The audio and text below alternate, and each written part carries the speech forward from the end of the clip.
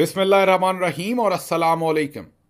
16 फरवरी और पाकिस्तान में इतवार की शाम। आज अभी तक की अहम खबरें और मेरा तज्जिया। आज की पहली और अहम खबर, army chief general Asim Munir तमगा इम्तियाज मिलिट्री के दो हैरान कर देने वाले बयानात। जी हां, पूरी कौम शश्तर है और हैरान है। और army chief general Asim Munir तमगा इम्तियाज मिलिट्री पिछले 2 दिन से पूरे पाकिस्तान के मीडिया लैंडस्केप पर छाए हुए हैं। तमाम तनकीद, तमाम बातें उन्हीं के बारे में हो रही हैं। याद कीजिए कि कल ही उनकी और चीफ मिनिस्टर पंजाब मरियम नवाज शरीफ साहबा की पंजाब ग्रीन इनिशिएटिव चोलिस्तान से तस्वीर जारी हुई थी। बस फिर क्या था, उन तस्वीर के बाद पूरा सोशल मीडिया हैरान था, शश्तर था और अनएबल टू डाइजेस्ट था। समझ नहीं आ रही थी कि किस तरीके से प्रोसेस करें उन तस्वीर को। तनकीद के फ्लड गेट्स खुल गए और तनकीद की वजह 2 से 3 वो तस्वीर बनी जिनमें मरियम नवाज शरीफ साहबा गैर ज़रूरी तौर पर शर्मा रही थी, लज्जा रही थी और सबको समझ से बाहर थी कि एक इतनी मैच्योर खातून जो हैं और जो चलें जाली वोटों पर ही सही इस वक्त चीफ मिनिस्टर के ओहदे पर बैठी हैं, वो एक 18, 20, 22 साल की बच्ची की तरह लज्जा क्यों नहीं है, शर्मा क्यों नहीं है। उन तस्वीर के ऊपर जब तनकीद के फ्लड गेट्स खुले तो मुझे ये लग रहा था कि इस पर औरत कार्ड वाले आएंगे, मसलन सरकारी हाजन साहबा आएंगी और औरत कार्ड खेला जाएगा।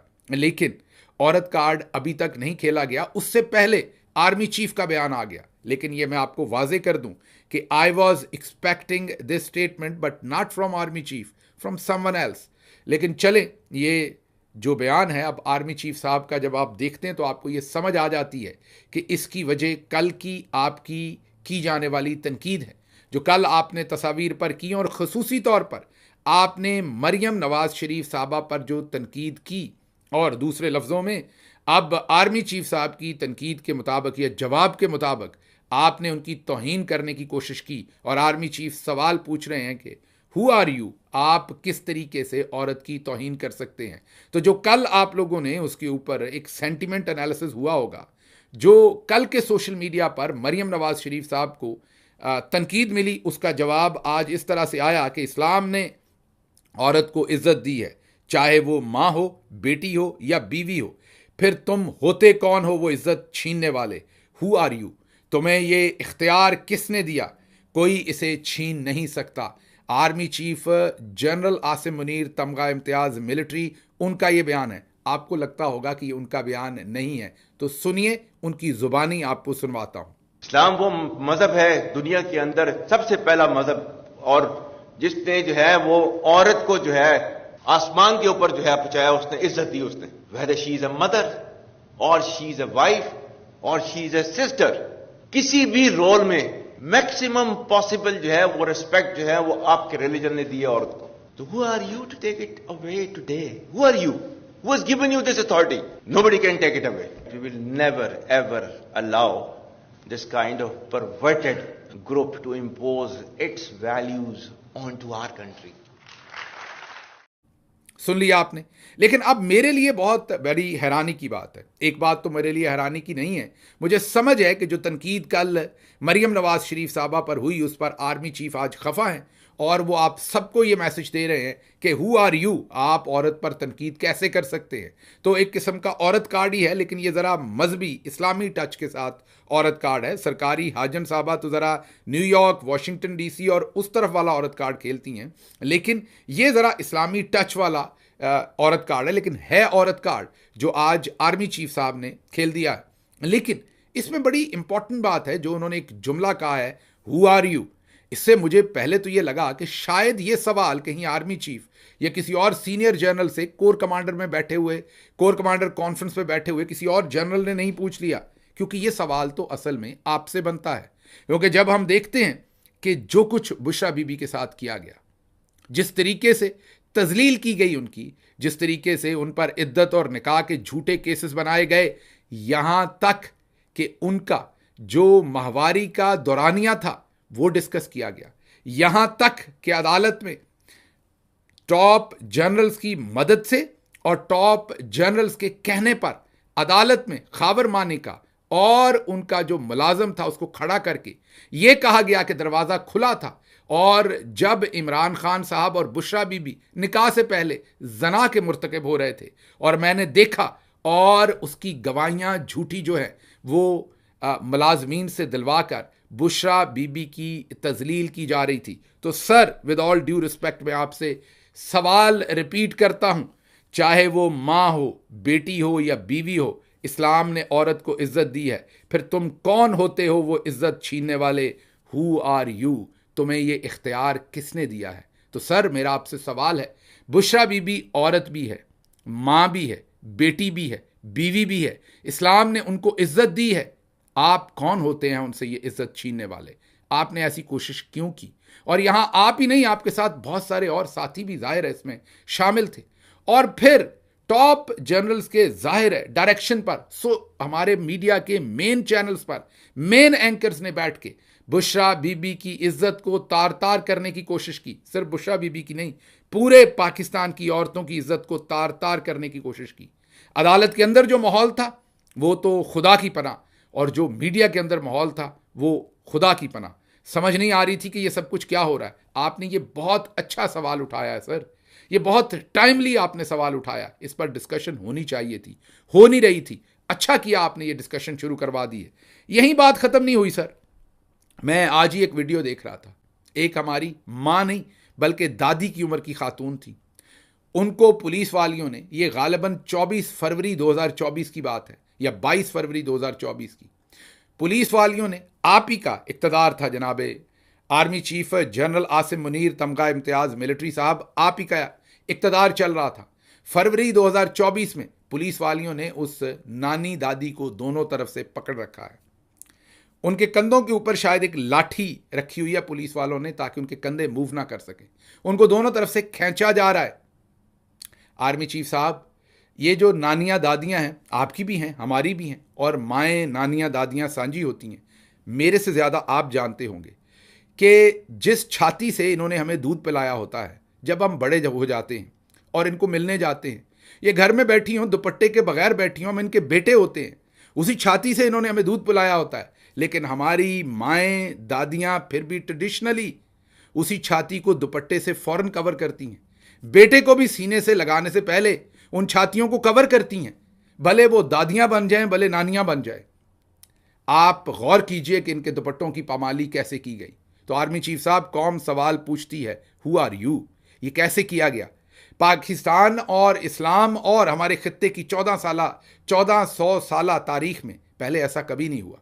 जिस तरह तैयबा राजा का दुपट्टा खींचा गया, जिस तरह उस्मान डार की वालिदा रेहाना डार का गिरेबान चाक किया गया, यही नहीं, उसको पुलिस वालों ने, जाहिर है उस वक्त आर्मी चीफ को तो ये पता नहीं होगा कि पुलिस वाले ये अल्फाज कह रहे हैं, लेकिन ये तो पता था कि रेहाना डार के साथ ज़बरदस्ती की जा रही है, उन्हें मुकदमा जो है, उन्हें जो इलेक्शन है वो नहीं लड़ने दिया जाना, और उसके लिए उन पर ज़मीन तंग की गई है। तो उनके घर के अंदर पुलिस वालों ने जाके कहा कि आपकी इज्जत लूट लेंगे हम। जी हाँ, रेहाना डार एक दादी भी हैं, एक नानी भी हैं। उनको ये कहा गया आपकी इज्जत लूट लेंगे। समझ से बाहर है आज तक मुझे कि वो हौसला किसने दिया। क्या उससे कोई पूछेगा हु आर यू? आपको ये हौसला किसने दिया? फिर इलामा इकबाल की बहू, इकबाल डे पर उनके घर में क्या किया गया? फिर खतीजा शाह, छोटी बेटी थी खतीजा शाह की 5 से 6 साल की, उसको जेल में यह ऑफर की गई थी कि अगर माँ से मिलना है तो सलाखों की जाली के थ्रू मिलवाएंगे। माँ बेटी को आगोश में नहीं ले सकती, पकड़ नहीं सकती। Who are you? ये किसने इख्तियार दिया था ये सब कुछ करने का? उसके अलावा अलीमा खानम साहबा और इमरान खान साहब की दूसरी बहनें, 65 साल से ऊपर उनकी उम्र है, उनको जेलों में डाला गया, झूठे मुकदमात में फंसाया गया। सवाल पूछा जाएगा हु आर यू? तो जनाबे वाला ये लिस्ट तो बहुत लंबी है, अगर मैं ये देखूं तो मुझे समझ नहीं आती। और सबसे ज़्यादा तकलीफ की बात यह है कि नानियाँ दादियाँ तो छोड़ें, परनानियाँ नहीं छोड़ी गई। जी हाँ, परनानियों का कई दफ़ा तो हमें पता ही नहीं होता, हमारे पैदा होने से पहले मर चुकी होती हैं बेचारी, और जो जिंदा हैं हमने उनको ना छोड़ा। मैं बात कर रहा हूँ हाजी इम्तियाज़, मेंबर कौमी असम्बली हाजी इम्तियाज़ और चौधरी एजाज की वालिदा, 100 साल से ज़्यादा उनकी उम्र है। उनको किस तरीके से बिस्तर से गिराया गया, ठुड्डे मारे गए। उसी घर में एक 9 साला बच्ची को किस तरीके से गिराया गया बिस्तर से, ठुड्डे मारे गए, मतलब ना बच्ची छोड़ी, ना नानी, ना दादी, ना मां, ना परनानी, हमने कुछ नहीं छोड़ा।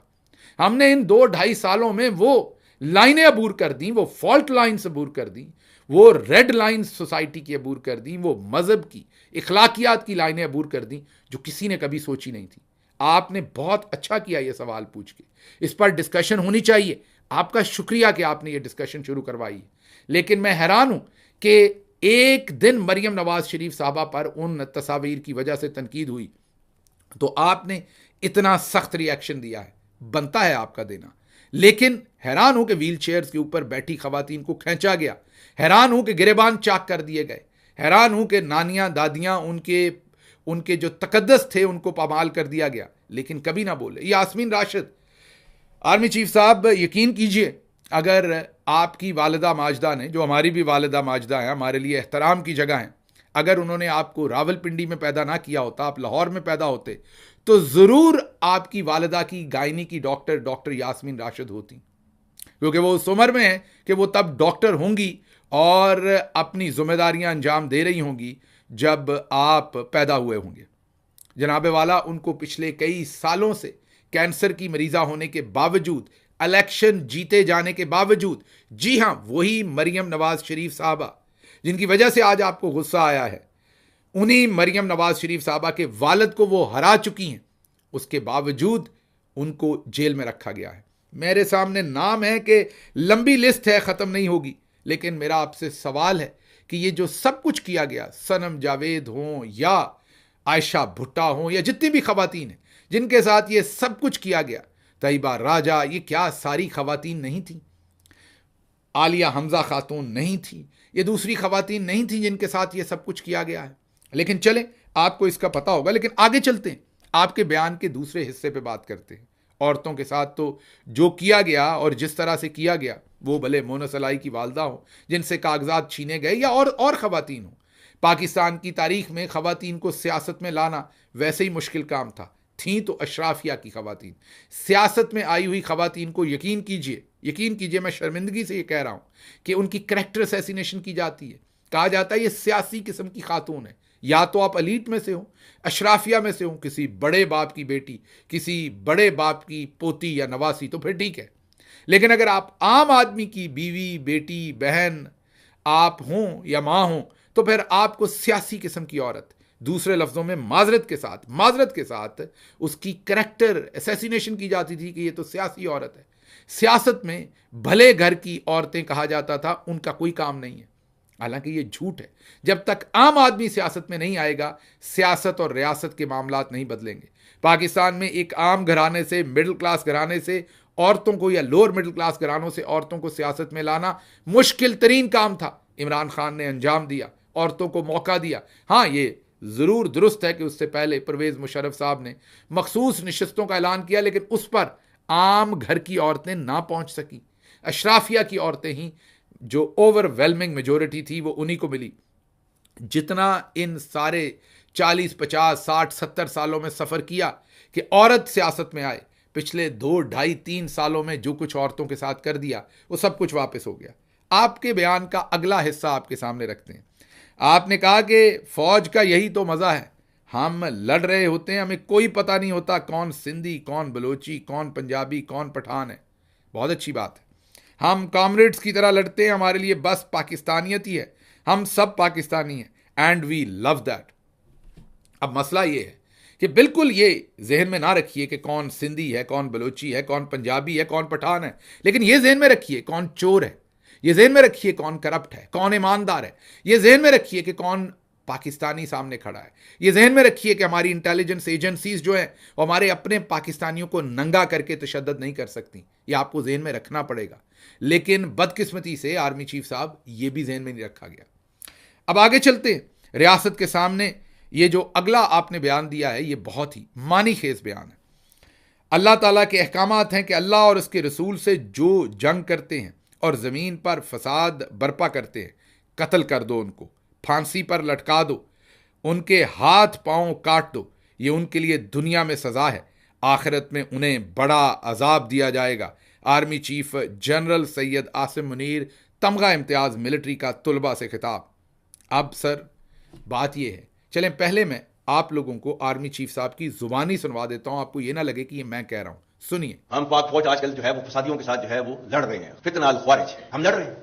जिनको समझ रहे हो कि ये जिहाद कर रहे हैं, ये खारिजीज है, ये दीन से निकले हुए हैं, क्योंकि इन्होंने they have their own perverted interpretation of the Islam which is not allowed in Islam. और अल्लाह ताला के अहकामात जो है इनके बारे में जो है वो ये हैं, इन्नमा जज़ाउल लज़ीना युहारिबून अल्लाह व रसूलहु, अल्लाह और उसके रसूल से जंग करते हैं, वो यसअूना फिल अर्दि फसादन, और जमीन पर फसाद बर्पा करते हैं। क्या सजा उनकी? अन युक़तलू, कत्ल कर दो उनको, औ युसल्लबू, फांसी पर लटका दो, स्लीप पर लटका दो, औ तुक़त्तअ अयदीहिम व अर्जुलुहुम मिन खिलाफ, या उनके हाथ पांव जो है मुख्तलिफ सिमतों से काट दो, औ युनफऊ मिनल अर्ज़, या अपनी जमीन से उनको जो है दर बदर कर दो। ज़ालिका लहुम खिज़्युन फिद दुनिया व लहुम फिल आखिरति अज़ाबुन अज़ीम, ये उनके लिए दुनिया के अंदर सजा है और आखिरत में उनको जो है वो बड़ा अज़ाब दिया जाएगा। जो इससे बचना चाहते हैं उनके लिए सिर्फ एक गुंजाइश रखी है अल्लाह ताला ने, इल्ला लज़ीना ताबू मिन क़ब्लि अन तक़दिरू अलैहिम, इससे पहले कि तुम उनको पकड़ लो, उससे पहले कि वो ताइब हो जाएं, आपके सामने तस्लीम कर दें अपने सर को, तब फ़अलमू अन्नल्लाह गफ़ूरुर रहीम, तो फिर जो है उन्हें पता होना चाहिए कि अल्लाह ताला बहुत गफूर रहीम है। स्टेट के सामने अपने आप को सरेंडर कर दें, then they can expect mercy from the state. सुन लिया आपने। अब मेरा आपसे यहां से ये एक सवाल है आर्मी चीफ साहब, ये कौन तय करेगा कि अल्लाह और उसके रसूल के साथ जंग कौन कर रहा है? क्या जिसका इलेक्शन लूटा जाए और वो सवाल करे कि मेरा मैंडेट लूटा गया है, क्या वो अल्लाह और उसके रसूल के खिलाफ जंग कर रहा है या जिसने लूटा है वो कर रहा है?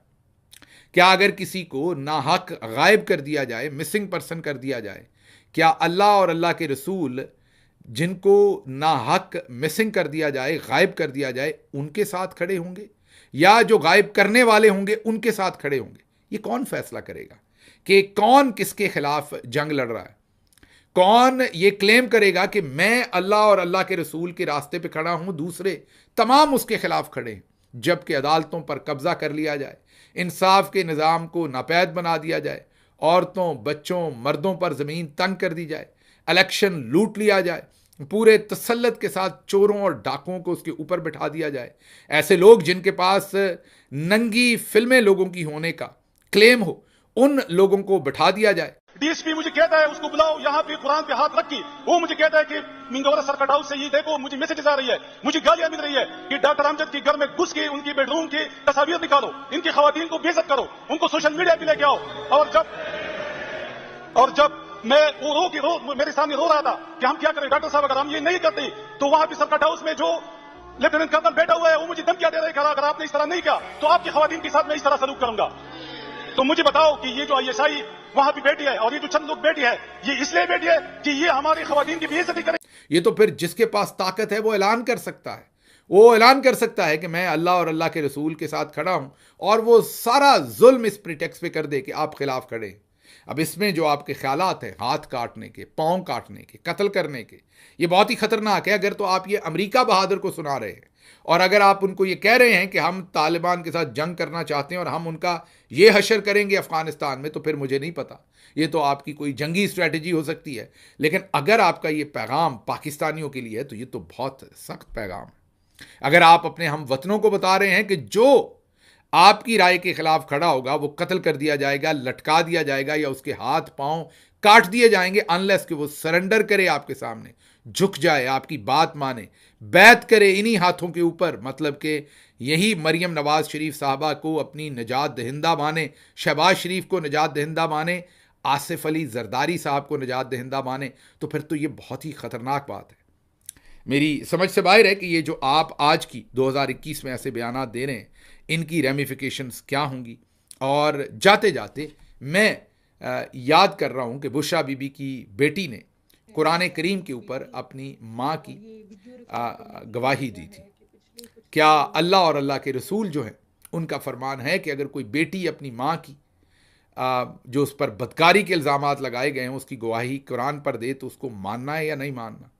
क्या कुरान करीम में ये सवाल है कि अगर कोई औरत अपनी इद्दत, निकाह, माहवारी के बारे में कोई बात बताए और वो औरत जो नानी दादी हो जिसकी शायद माहवारी आई ना रही हो, माजरत ये अल्फाज मुझे साथ नहीं दे रहे कि मैं ये कह रहा हूँ, लेकिन भारत बहुत ही तकलीफ़ के साथ ये कह रहा हूँ क्योंकि कहने पड़ रहे हैं कि उसको माहवारी अगर आती ना हो तो क्या उसको भी सरे बाज़ार ये सवालात पूछने हैं?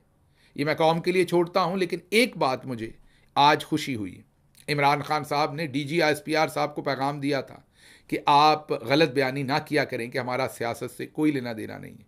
चलें, कम अज़ कम आज का बयान डीजी ISPR साहब ने नहीं दिया, उन्होंने इमरान खान साहब की बात मान ली और एक लेवल अप किया गया है और अब आर्मी चीफ साहब खुद आए हैं बयान देने और उन्होंने खुद बयान दागा है। देखते हैं आगे आगे क्या होता है। मुझे यहाँ से इजाज़त दीजिए। अल्लाह आपका हामी और नासिर हो।